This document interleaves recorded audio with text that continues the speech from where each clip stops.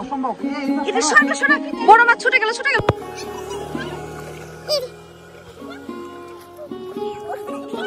মাশাআল্লাহ মাশাআল্লাহ।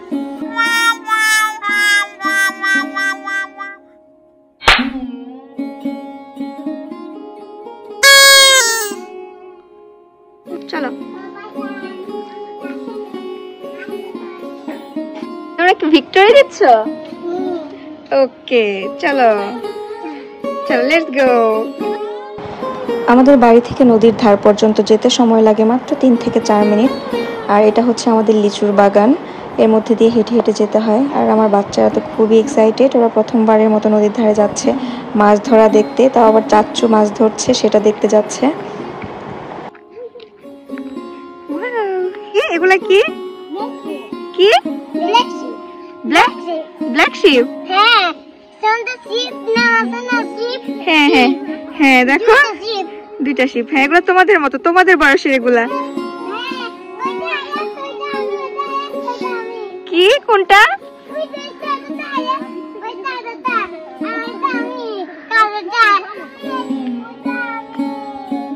এটা তুমি ওইটা আমি।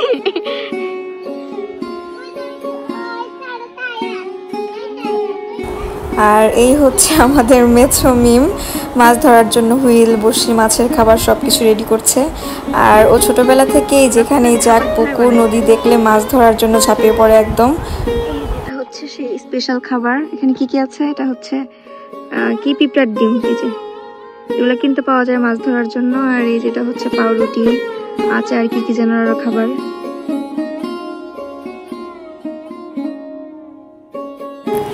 একসাথে দুইটা করে বসিয়ে দিচ্ছে। আর ও মাছ ধরার জন্য মাছের আধার বা খাবার এত স্পেশাল করে বানায়। আজকেও 200-300 টাকার খাবার কিনে নিয়ে আসছে। রসগোল্লা, পাউরুটি, আচার, পিঁপড়ার ডিম আরও কি কি দিয়ে যেন খাবার বানায় এত স্পেশাল করে, মানে খাবারের গন্ধে মাছ ছুটে চলে আসে। এই যে দেখেন বলতে বলতে একটা মাছ পেয়ে গেল। এখানে সবার মধ্যে আমি বেশি এক্সাইটেড ছিলাম, কারণ আমি প্রতিটা মাছ পাওয়ার সাথে সাথে আমি ক্যামেরা নিয়ে দৌড়াচ্ছিলাম। আর এই প্রথমবার আমি সামনে থেকে ওর মাছ ধরা দেখছি। শুধু দেখেছি যে ও মাছ ধরে নিয়ে আসে, কিন্তু সামনে থেকে কখনো দেখা হয়নি। আজকে শখ করে, প্লাস আমার বাচ্চারা খুব আবদার করলো যে আমি মাছ ধরা দেখবো, চাচ্চুর মাছ ধরা দেখবো, সেজন্য আসা। আর সেই সাথে নদীর ধারে গ্রামীণ পরিবেশ, ঠান্ডা বাতাস, বুঝতে পারছেন কতটা মনোরম পরিবেশ। এগুলিতে আজকে বারবিকিউ হবে।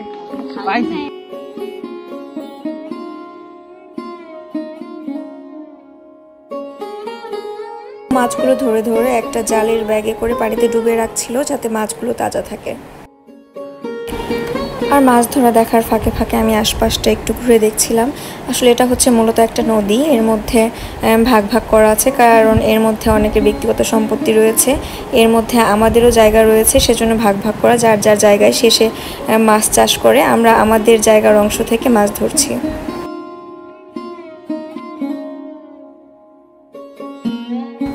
আর এই সময়টাতে নদীতে প্রচুর মাছ এখানে সেখানে দেখা যাচ্ছিল যে ভাসছে। দেখি দেখি দেখি দেখি, আর এটা ছোট্ট একটা বাচ্চা, এর ধরতে হবে না, এটা ছেড়ে দাও ছেড়ে দাও, এর রাখার দরকার নাই।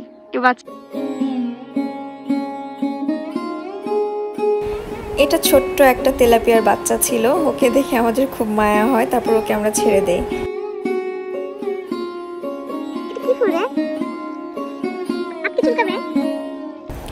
আচ্ছা এই কচুর ফুলগুলো কি খাওয়া যায়? যেহেতু কচু শাক আর ডাঁটা খাওয়া যায়, ফুলগুলো খাওয়া যায় কিনা আপনারা কমেন্ট করে জানাবেন তো। অনেক বড় মাছ, এটা ধরে এটা ধরে সেট ধরো।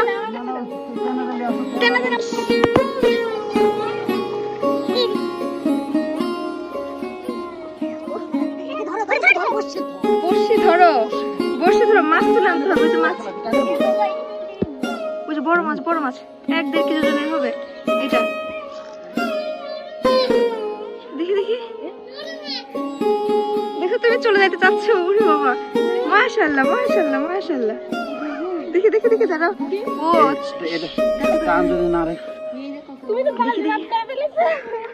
বসি গিতে যাবে। দেখি দেখি, হ্যাঁ হ্যাঁ ভিডিও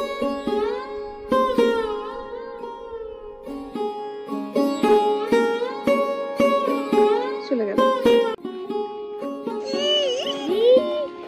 আলহামদুলিল্লাহ। আলহামদুলিল্লাহ। খামার একদম লাইভ মাছ ধরা।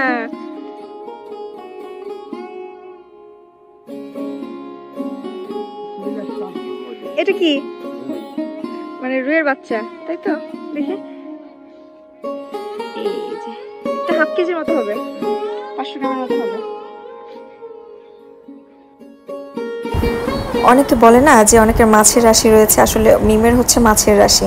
মানে ও মাছ ধরতে নামলে ওর মাছকে খুঁজতে হয় না, মাছই খুঁজে ওর কাছে চলে আসে। আর আজ পর্যন্ত এমন কখনো হয়নি যে মিম মাছ ধরতে গিয়েছে মাছ না ধরে খালি হাতে আসছে, মাছ নিয়ে আসবেই। আর ওর বড় ভাই মানে আমার হাজব্যান্ড কিন্তু এইসব কাজে একদমই পারদর্শী না, মানে পারে না বললেই চলে। আসলে আল্লাহ মানুষকে এক একজনকে এক এক গুণ দিয়ে পাঠিয়েছে, আলহামদুলিল্লাহ।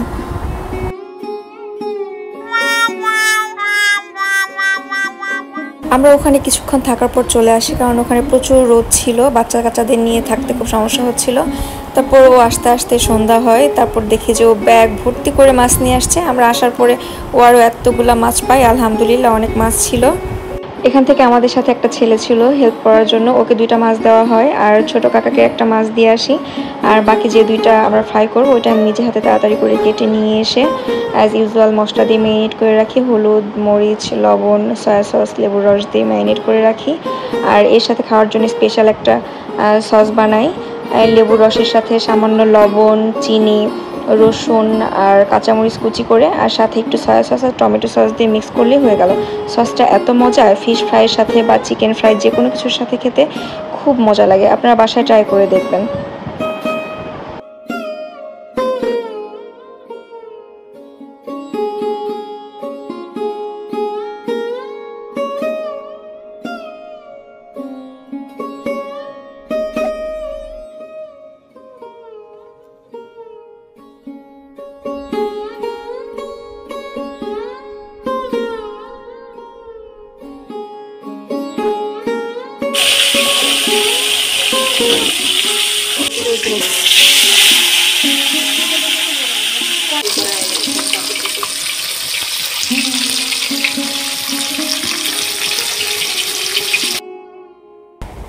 রান্না শেষে সবাই ডাইনিং টেবিলে একসাথে বসে খাই, খাবারটা খুবই মজা হয় আলহামদুলিল্লাহ।